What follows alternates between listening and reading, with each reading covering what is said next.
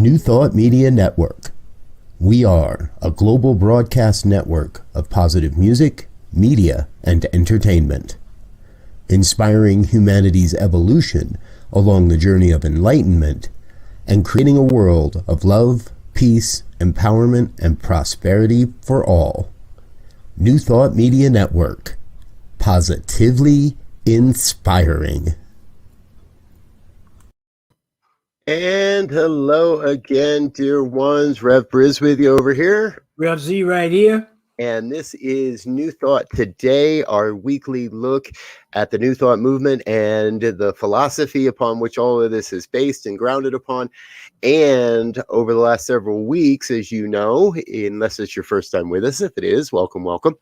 But if you've been with us, you know we've been looking at the original statements by Ernest Holmes called What We Believe. And we've been doing that over the last several weeks. And last week we kind of did our wrap up. So this week we wanted to bring in a special guest and chat more and get more on the real life applications, how this stuff really works, and not just in the theory. So we are very, very excited. Rev Jersey Girl's with us here in the house today. Hello, dear one. How are you? Good. How are you? Very well. Thank you. Thank you. Good to see you. Welcome back to the program. Thank you. Good to be here again. I love the station. Oh, thank you. All right. So, folks, here's where we're at. What we've been looking at, and I want to give us a real quick overview here. Get ready. Here we go in a minute or less, right? We believe in God, the living spirit almighty, one indestructible, absolute, and self-existing cause. We believe this one manifests itself in and through all creation, but is not absorbed by its creation. That the manifest universe is the body of God. It is the logical and necessary outcoming of the infinite self-knowingness of God. And we believe in the incarnation of spirit in every person, and that all people are incarnations of God. Z, tag, you're it. Woo! We believe in the eternal, the immortality, and the continuation of life, of the individual soul. I couldn't see that because of the logo of the individual soul forever and ever expanding. We believe that heaven is within us and that we experience it to the degree that we become conscious of it. We believe the ultimate goal of life to be a complete emancipation from all discord of every nature, and that this goal is sure to be obtained by all. Rev Jersey. We believe in the unity of all life, and that the highest God and the innermost God is one God. We believe that God is personal to all who feel this indwelling presence. We believe in the direct revelation of truth through the intuitive and spiritual nature of the individual, and that any person may become a revealer of truth who lives in close contact with the indwelling God.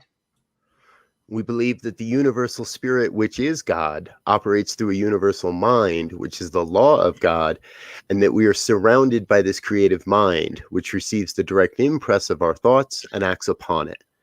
We believe in the healing of the sick through the power of this mind. We believe in the control of conditions through the power of this mind. Rev Z? We believe in the eternal goodness, the eternal loving kindness, and the eternal givingness of life to all. We believe in our own soul, our own spirit, and our own destiny, for we understand that the life of each of us is God. So that's a mouthful. Whew. And as we've been doing over the last several weeks, we've really kind of been digging into, hey, how do these different aspects show up in our lives? And before the program started, we were kind of talking that Rev Jersey Girl, you've got a little bit of a different upbringing in religious science and in the organizational aspects of this philosophy. Z and I traveled a little bit more similar of a path, but we were kind of tracing when they intersected and how we got to know each other.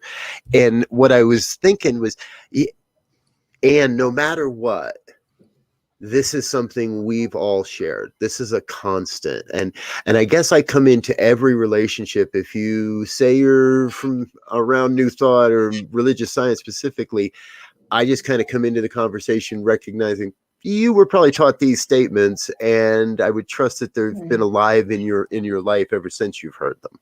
So we would have just dig in. How did you first come to know these statements? Well, the thing I want to share real quick, if you don't mind, in listening, I have a visceral memory, of a visceral recall, because any installation, any ordination, any any high sacred ritual, the installation of practitioners that I have ever participated in began with the reading of these principles. And if I told you I would have been part of something like this in my 20s, 30s, or 40s, I would have gone, get out of here. But in listening to, I started to get emotional. Yeah. Because they hold in them a visceral memory of sacred times. And so they're beautiful. And for you're asking me when was the first time. I'm not so sure if I can recall, but I can remember times. And then I've been asked to read them at many ceremonies over the years. I've been invited to many different ceremonies, and I've had the good fortune to be asked to be the one to read this. And I think for some, that some people might think, oh, what's the big deal to read them? Well, when you really read them, and you read them from the place it was, it's like, when someone tries to replicate Martin Luther King Jr. saying, I have a dream. To me, they live in me in that way.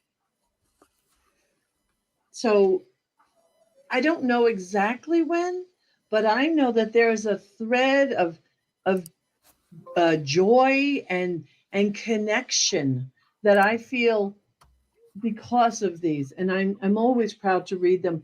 And every once in a while in a ceremony, I'll look at them and go, oh, they're pretty long. I'm like, nope, nope. This is what they are. This is, So anyway, I just wanted to share my experience that I had even as we were reading them, because I started to get a little emotional about it, because those were always high sacred moments for me.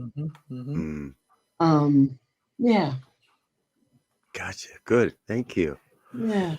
Z, how about you? Any real recollection of when these first grabbed you? Yeah, there was the beloved Dr. Marjorie Storm at Mile High, and she was a pioneer in the movement, and she remembered those things by heart. She could read all 10 of them word for word, comma, period, by heart, and the energy and the reverence that she gave to them. I remember the first time I was at a program at Mile High, and she did that out at just her voice and her presence was just like, you seen those commercials. They used to have this commercial where you're driving a car and they had these great speakers and you go like, that's how I felt.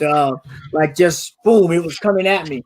But, for me, coming from an Islamic background and listening to those beliefs, they were very reminiscent of the beliefs that I held in Islam for me.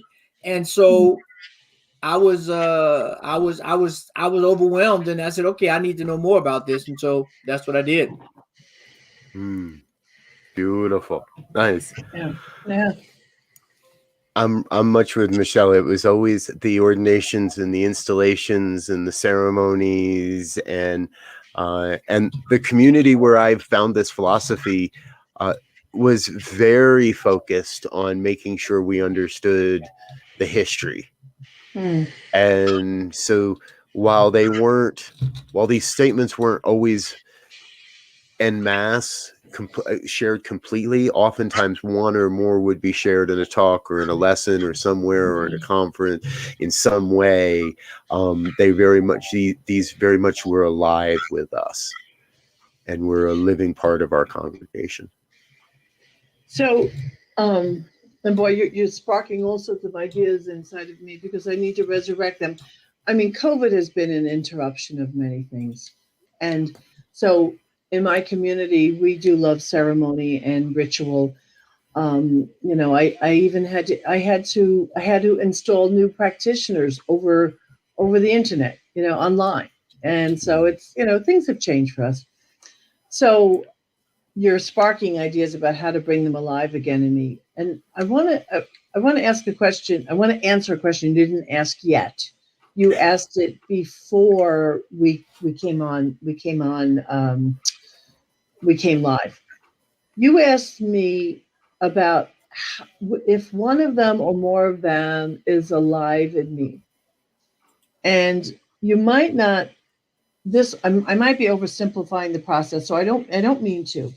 But here's my new toy. But this is what for me makes the difference of whether or not you can benefit or not from these principles. And this is it. Okay.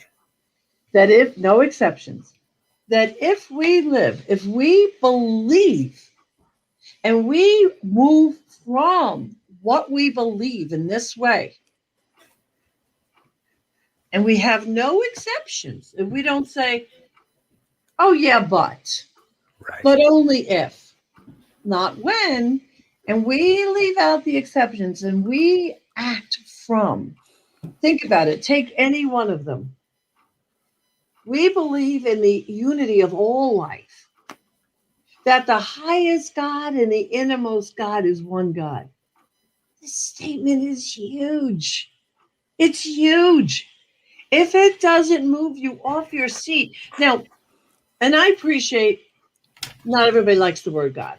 I get that. And I want to hold the space for people who don't resonate with that term.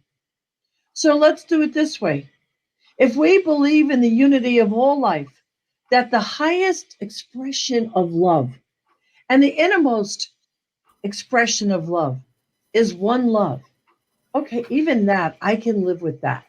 And you can replace that with anything else.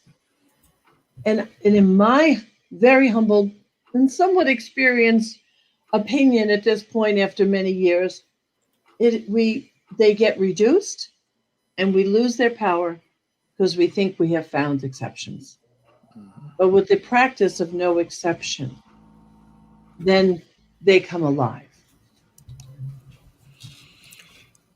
Yeah, that's interesting because especially I think it's highlighted more now. I think it's always been around this idea of looking for shortcuts. And sometimes in my mind, looking for exceptions mean looking for a shortcut. And in actuality, there is no shortcut. You can create an environment that will enhance the growth of a specific thing or a specific embodiment of an idea or concept, but it's not shortcutted. You just gave it more fertile ground to grow than previously, or someone else maybe. And so when we begin to take these ideas seriously and begin to try to activate them in our lives, well, what does it mean? The innermost God and the highest God are one God. What does that mean? And not in a theoretical sense, but what does it mean to me? Right. Because then I can begin to articulate that in a way and exhibit that in a way that it becomes a living example and becomes clear to anyone who wants to know what that means when I make that statement. No exceptions isn't easy. No. Or many find that it isn't easy, right? Because No, it's no, you can say it's not easy. It's not even easy for the devout. true. And the more devout you are, the more difficult it is because, I probably am seen as a complicated individual. And depending on where you know me from, you can know me as a total screw up. You can know me as a pretty serious teacher. You can know me as, a touchy feely, huggy kissy, that kind of minister, or someone who's going to hold your feet to the fire. But running through all those things is now in my life is that absolute thread of faith and conviction that no matter what it's called, So when I look at you, I am looking at the presence of God. For me, it's God. Right. I am looking in your eyes, both of you. And when I act from that place, I'll behave from that place. And and as I value that, as these statements are asking us to do, as I value these statements, I'm going to treat you in a way, in the highest. I'll treat you as sacred, in the only way that I want to live with. Hmm. Because at the end of my day, I want to know that I've done no harm. And if I'm living from these statements, that's how it's going to show up. You know, many years ago, my third son, I had him as a single mom. I was like 39 or 40 when I had him. I forget. I think I just turned 40. And he was precious. He was a child of the teaching, right? And I knew that it wasn't easy. I opened a church. I was running I founded this new place. I was teaching 2 or 3 nights a week. I was working my butt off. And I had this child, and I wanted to make sure though that he would never question my devotion to him.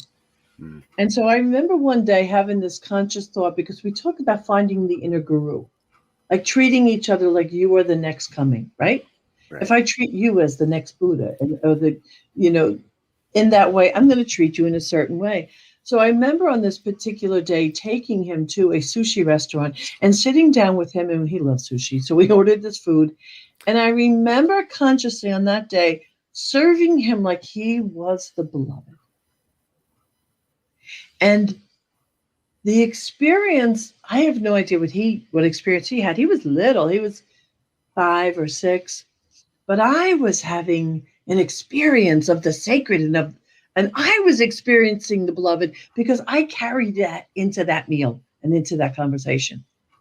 So when I say that we believe that the kingdom of heaven is within us, and that we experience the kingdom to the degree that we become conscious of it, and I act from that, I am calling for that experience inside of me. And I don't wait for anything outside. I don't wait for the Republicans or the Democrats or the whatever. Hmm. I walk in it. Right? You can tell I'm kind of passionate around this subject. Quite all right. Because the I question love is, it. who am I being? Who am I being? Yeah. Well, and that's the beauty of belief statements as I see them.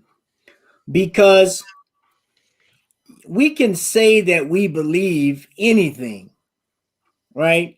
But if you actually believe something and you embody and act from that belief, it's evident.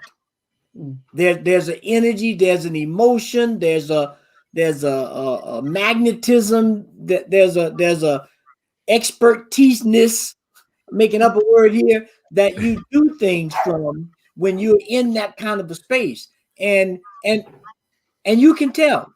No one has to say anything. No one has to explain anything. It's just as they say in the old days, it's just a vibe that you walk into and you feel that vibe and you say, ooh, there's something going on in here. I'm not sure what it is or what, but I know for sure it is here and it is affecting me. And so when we believe something, it makes life a little bit easier, I believe, because it gives us a frame of reference to operate from. It gives us a point of reference to compare things or bounce things off or to measure them from, if you will. And since we know it's all God, even if I bump up against a belief that's a little more expanded than mine, I'm open to the idea, as Ernest would say, to be open at the top, that I need to expand my belief. I need to expand my awareness to incorporate these new points of view, these new discoveries, these new things of interest that I have not been exposed to previously. Right. And I think there is a way that we also have to look at that, kind of taking the backward route to and tracing everything back. When I'm presented with somebody that believes that is obviously sharing racist or misogynistic beliefs, things that I obviously know to be false, to be misuse of the law, that I know are not in the highest.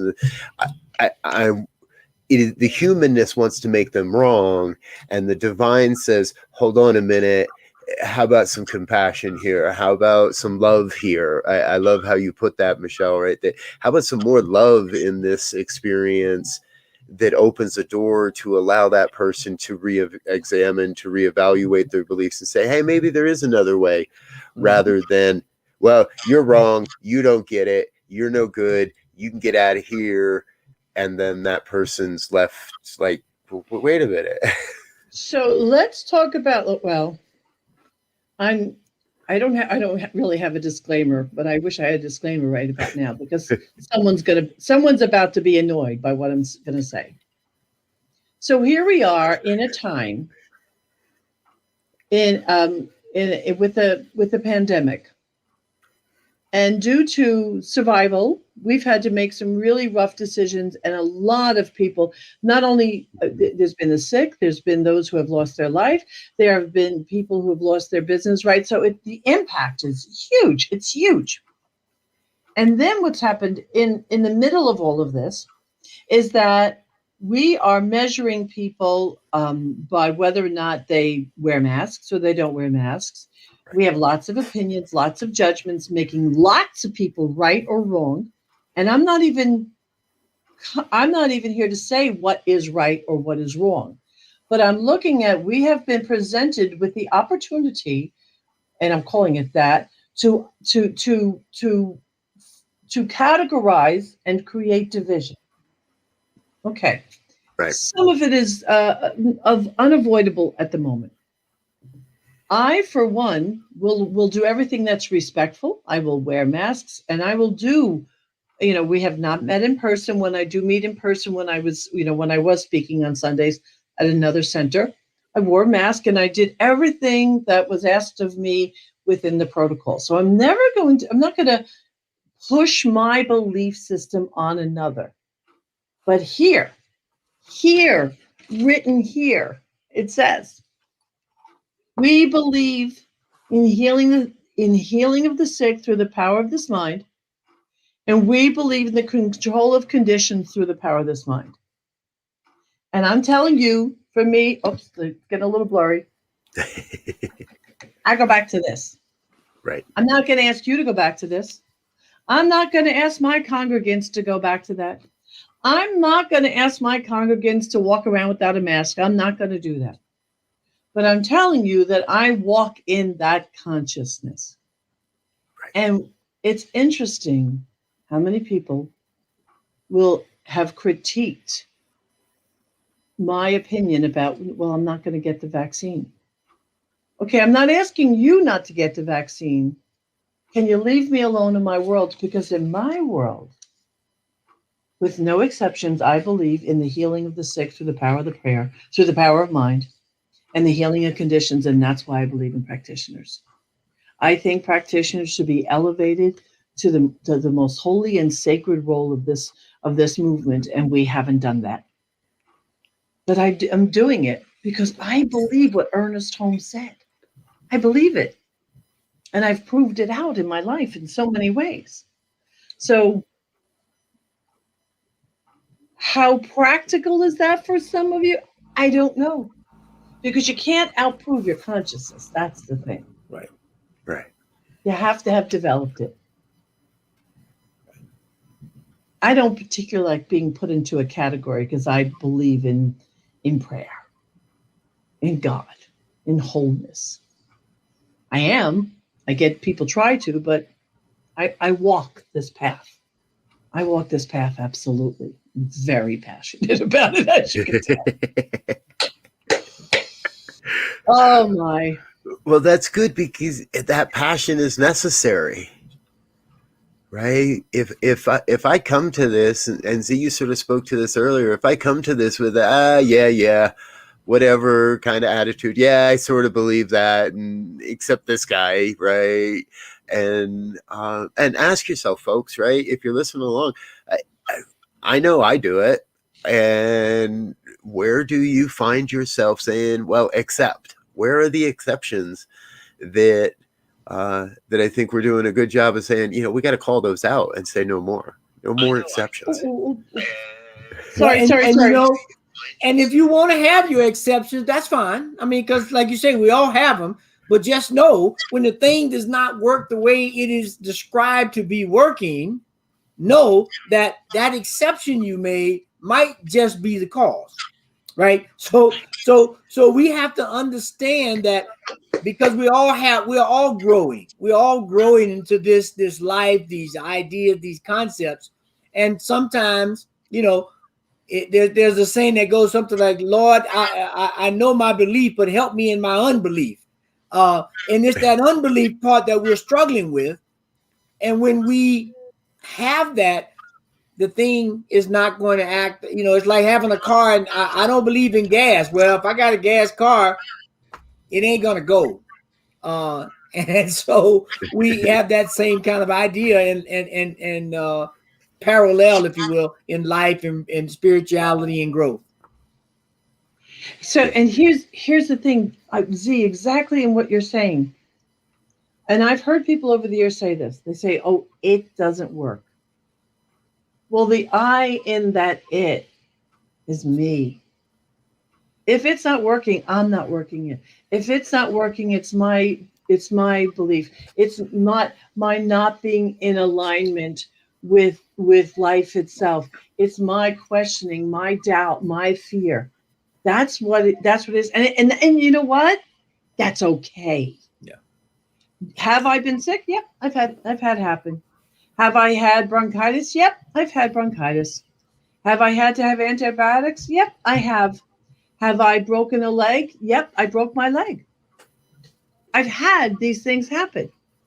But I'm not going to find fault and denigrate myself. I'm going to do what I have to do because as Ernest Holmes also said, God is in the prayer and God is in the pill. Yeah. Yep. But the more I align, I find the less I need to reach outside myself.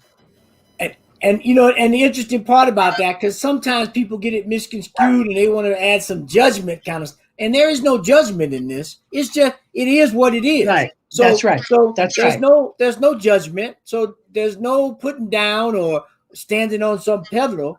It is what it is. If you stick your hand in fire, it will get burned. Now you can do all kind of things to put Novocaine in your hand or put on some special gloves, or you can do some things to try to mitigate it, but that still does not negate the fact that if you put your hand in fire, it will get burned to the degree that you have it protected or not.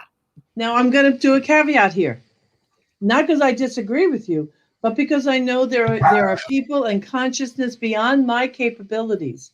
There are those who do sit on the mountaintop in the freezing cold without being cold. Oh yeah, no doubt. Those people exist. It's just not me. And I don't know that I want to put the amount of time and effort it would put into to not burn by the fire. I'd rather, for me, avoid the fire. That is a physical, scientific thing that is the edge of my consciousness. And I'm like, I don't want to test it. Matter of fact, I was a cook for years. I hate getting burned. So you picked on the perfect analogy. Well, and that's interesting when you said that. This idea popped in my mind. There's I forget the book. There's a book by Lynn McTaggart who has this book about the field, and she talked about there's a brotherhood of monks who one of their trainings is to take wet saris and wrap themselves in it outside and dry them by their meditation and their focus. So like you said, there are people who have demonstrated the belief of these things thoroughly by doing things like that. And I only mention that because they are an absolute example of the power of consciousness. Mm-hmm. Because as quantum theory has proved it now, consciousness is a real thing. And I'm just not even going to try. There is something acting upon something. And then there's movement and there's creation. And I have been a witness to it. I have seen it. I had a congregant one time who called me up and his wife forced him to call me up. He was an old religious scientist, and his wife forced him to call me up. He had hurt himself. He had hurt his back, and so he went to the doctor. And what happened was they took an X-ray of his back, and they said his back was broken. Now he didn't sever the spine, but he broke something in his back. And so they called me up, and we did prayer and treatment, and we did all this. They went back again, and they couldn't find it. I mean, I have been part of prayer circles where free radical cancer cells that existed no longer existed, where tumors that existed no longer existed. I know I'm sounding like a testimonial at this point, but when you believe and you act from that place, this is what becomes possible. One more example, and I said this earlier on a class I taught. I had a congregant who came to me. We were in. It was on a Sunday. She didn't come to me. She was a Sunday, and it was one of our beautiful couples in our community.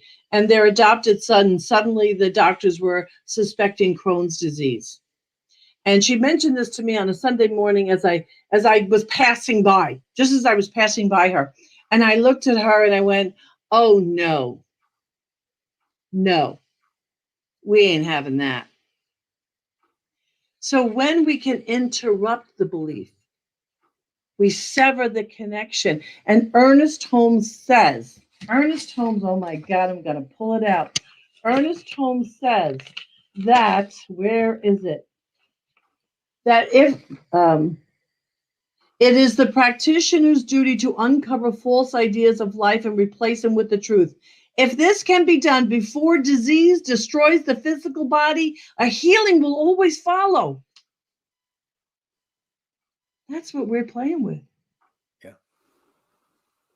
I'm going to shut up now. On fire. Your volume. What? Microphone. Barking dog in the background. There was a story. I got this from Obadiah Harris. And Z, you might have been at this event. And Obadiah Harris, in a small circle one night after something early in ministerial school, told us a story of driving Ernest around one night after a lecture. And it was right around the time that power windows had come onto the scene in vehicles and cars. And Ernest wasn't used to power windows and got his thumb stuck in the window. And Obadiah looked at us and said that he saw the blood squirting out of Ernest's thumb. And Ernest stuck it in his mouth and went, "It's nothing." And he told us straight to our faces, he goes, "I saw it. I saw the blood squirt out of his thumb. I saw it on the window." But that instantaneous healing. And right about now, somebody's thinking you're making up a story. Right. But exactly. back in the day of Emma Curtis Hopkins, in the day of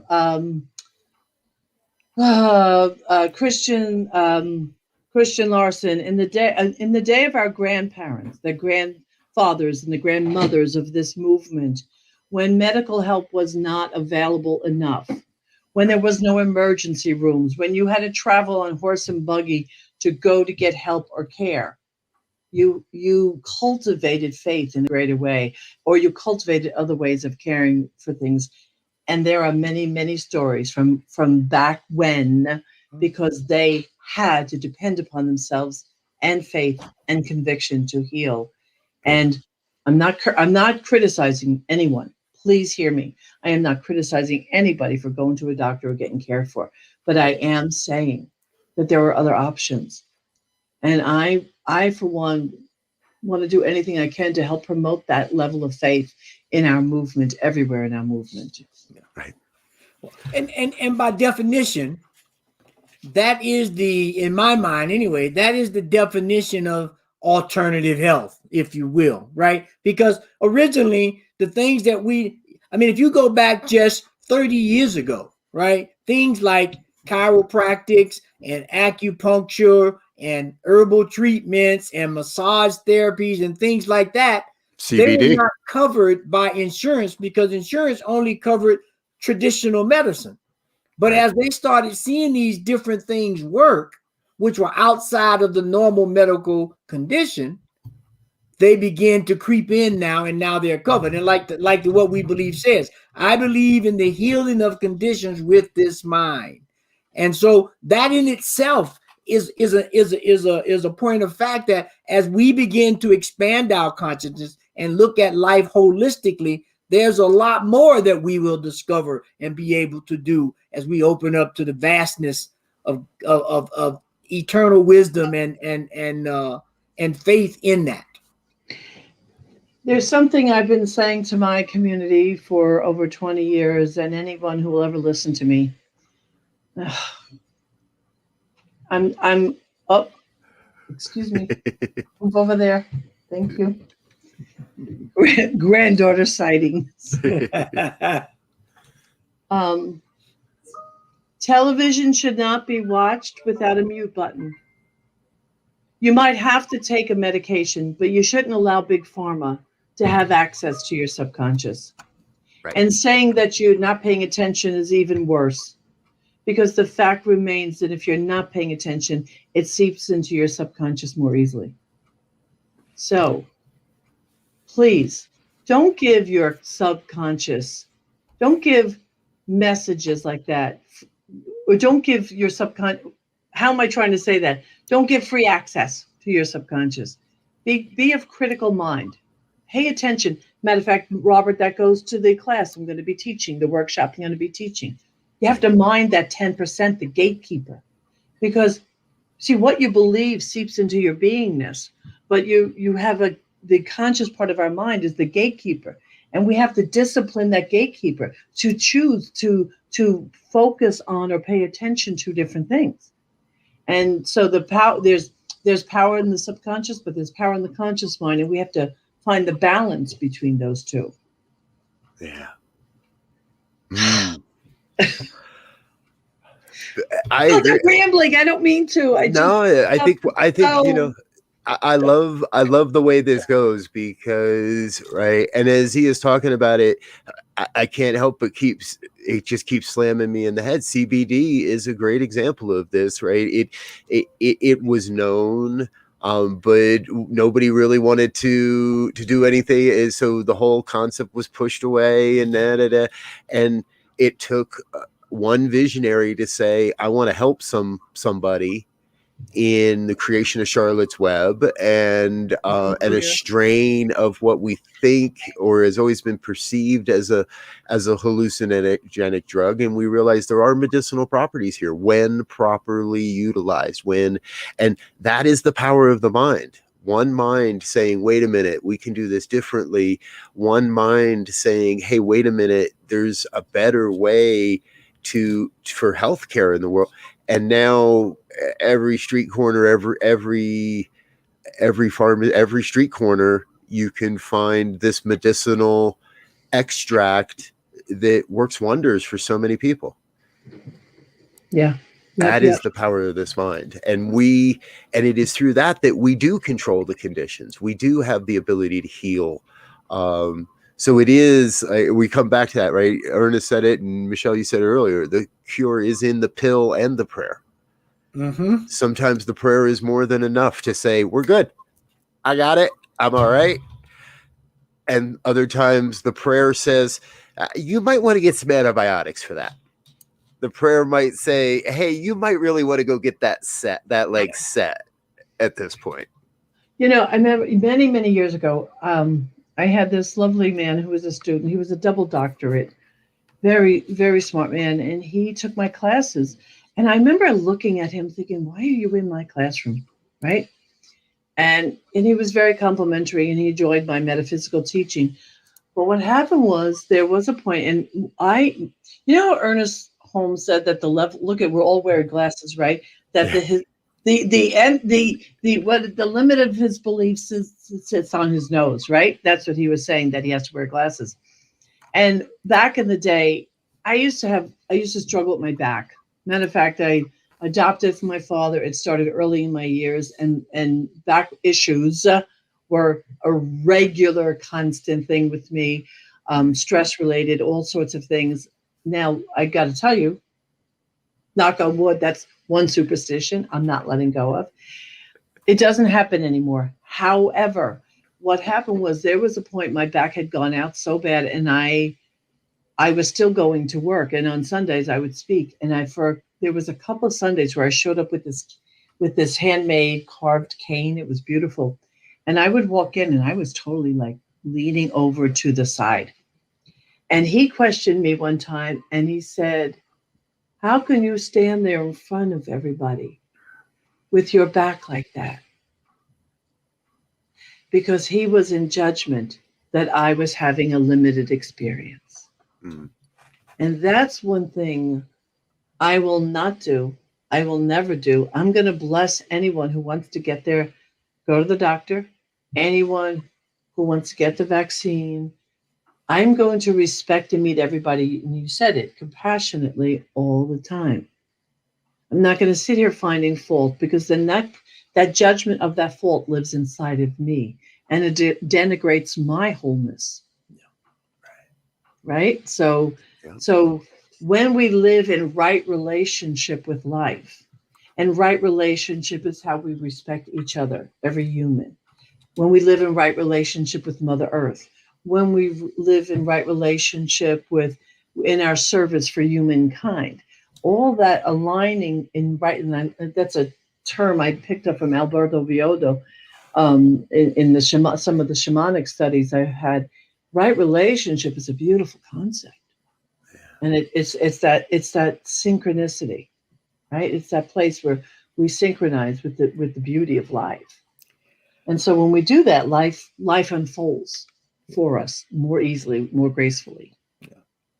And the whole idea of right relationship, another way of describing it is being in alignment. When I have my light bulb in the right relationship to the switch, in right relationship to the bill being paid, when I flip it on, I get light, right?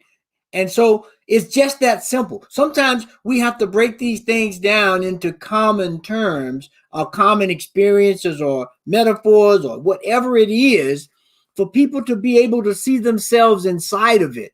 Because I know for me, for a long time, people would give all these great things, but I couldn't see myself inside of it. But when it was broken down and given in a story or a metaphor or a parable or whatever it was that I could put myself in it, then right relationship, alignment, in the flow, however people want to call it, was easier to understand and to achieve, because I knew I had a reference point as to what to do. Right. This folks, this has been and we've still got some time left here, but before we want to give you a couple of little quick shout outs. Number one, if you're having a good time listening to this conversation, I think there's a couple more conversations around the New Thought Media Network you might enjoy. So let's give ourselves 40 seconds for a commercial break and share one of those things with you, and we'll be right back. Check it out. Thursdays, 10 a.m. Mountain Time, noon Eastern. A healthy dose of Jersey Girl wisdom. Live with Rev Jersey Girl. Sponsored by New Thought Media Network. Positively inspiring.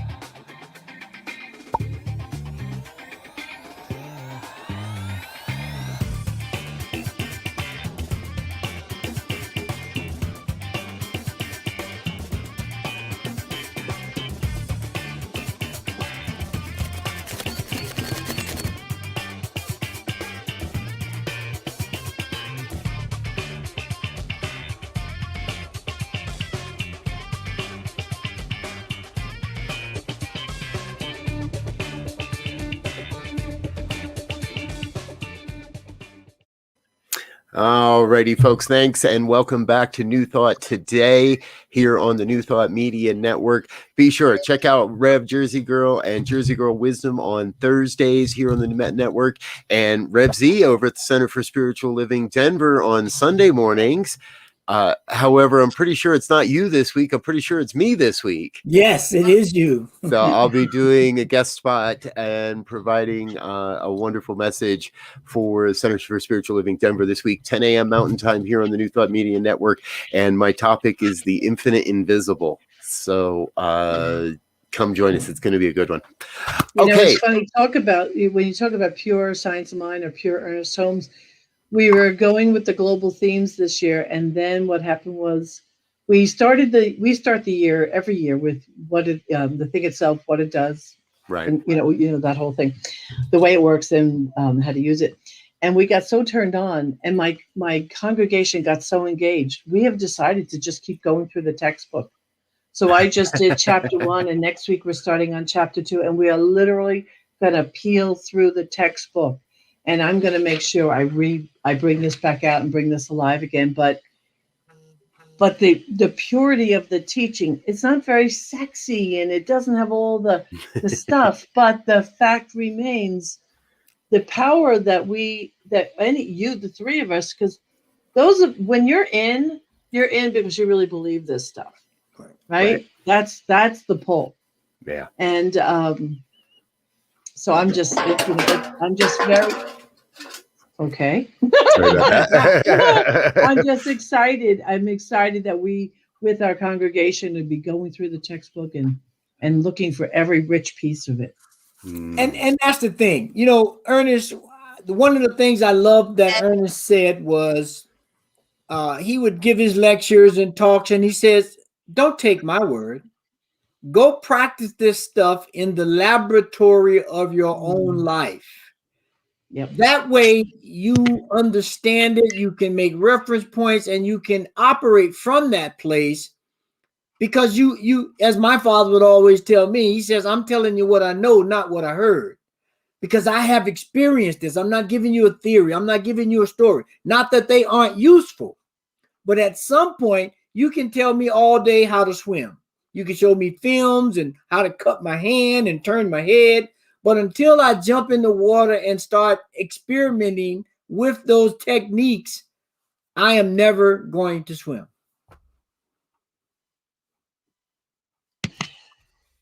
Volume. The animals keep coming into the office today, and I keep muting my microphone. I apologize, folks. You have the animals. I have the grandkids. They're right outside the door.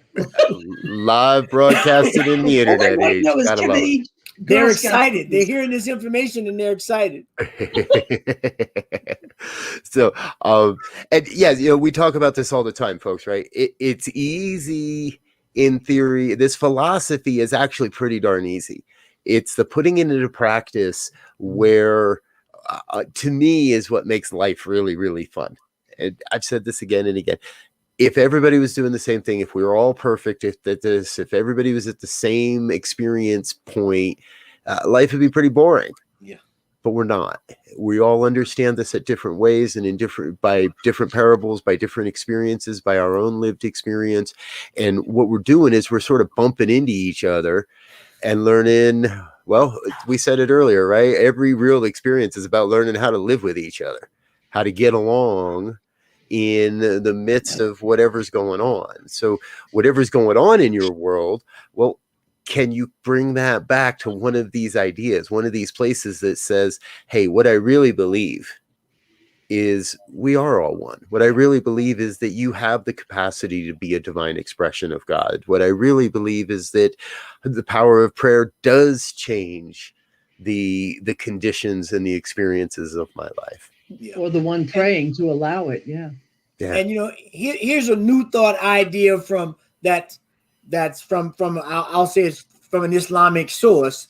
There's a verse in the Quran that says God is Lord of all the worlds, not world, all the worlds. And so we have the world of medicine and insects and pets and space, and Each one of those environments has its own set of laws that govern that hold true. Things that hold true in the world of ants do not necessarily hold true in the world of bees, but there are correspondence and there are parallels that you can get the same understanding, the same wisdom, the same guidance by understanding the worlds and how they work. And that's where that belief really begins to elevate across millennia, really, when you look at how these principles of belief are getting activated in our lives, in our environments, and in the whole cosmos.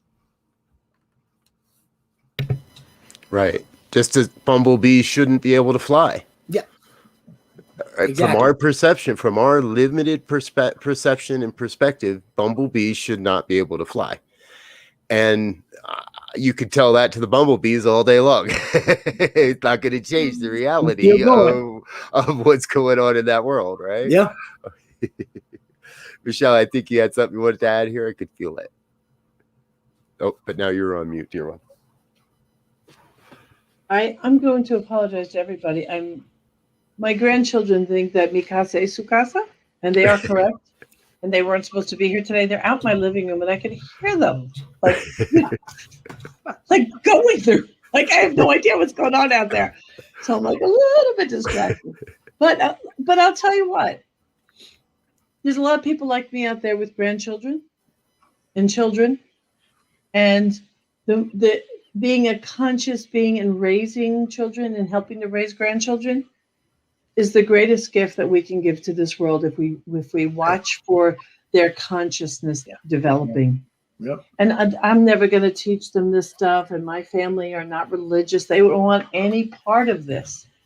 But if it's in my beingness and I approach them from my beingness, they're going to know who they are, and they're going to know who I am, and they're going to pick it up from that way.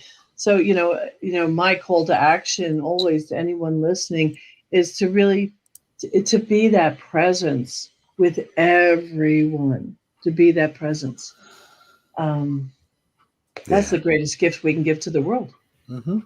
You're going to learn by demonstration, by the example, so much more than the lecture, right? Absolutely. Yeah, absolutely. There's a poem that goes, I'd rather see a sermon than to hear one any day. I'd rather one walk with me than just to show the way. The eye is a better pupil and more willing than the ear. Advice may be misleading, but examples are always clear. And that's what we're trying to do. We're trying to give examples, not just give you words and all this other stuff, but give I'm you. jealous that you can remember that. I love that. I can't do that, but I love that. I had a lot of practice, believe me.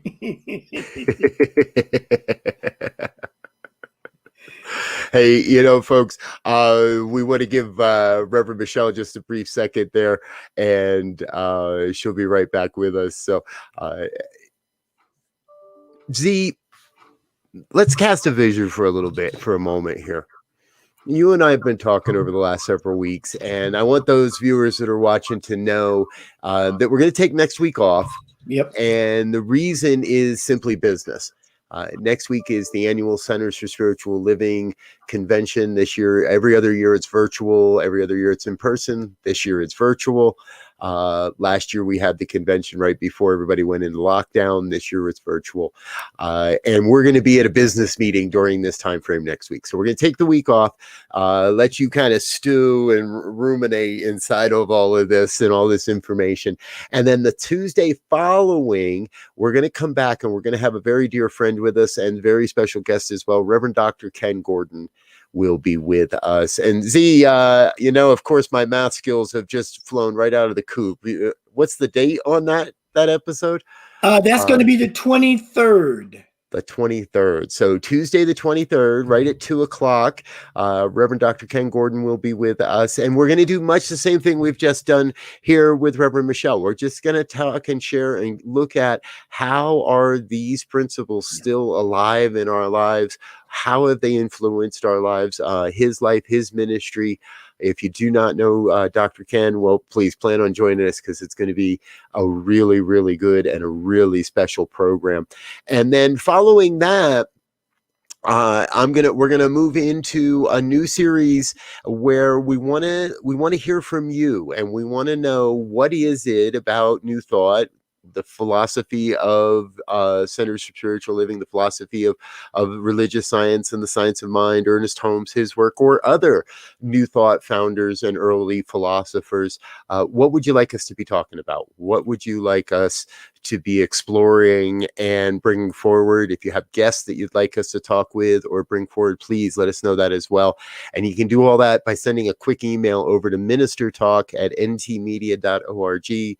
That's ministertalk@ntmedia.org. Send us an email there, and we'll do everything we can to cover what you want to cover and talk with the people that you want to talk with. So, all right, let's bring Reverend Michelle back into this. We've got just a few minutes left, folks. So I think it's time for those parting ideas, parting words. What do we want people to take away from this, and what do we want them to do this week?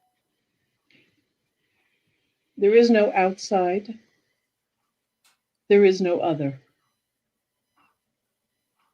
I wouldn't know how else. I don't think there's anything more important to that than that. If we can remember that and always go within, within is the questions, and within are the answers. And if we can remember that, all we have to do is cultivate and discipline the mind. And that, as a matter of fact, I did want to do a quick plug. I know we haven't put it out on the Facebook yet, but the workshop that I'm going to be doing for you, Mind Your 10%, is all about disciplining. It's the habits of the thinking. So we'll do that together, and I hope many of you join me. That whole entire thing is a fundraiser for this wonderful radio station. So you'll be hearing more about that. It's in March. Yes, thank you. Mm-hmm. Z? I would only say that belief is like a muscle, and the more you exercise it, the stronger it gets.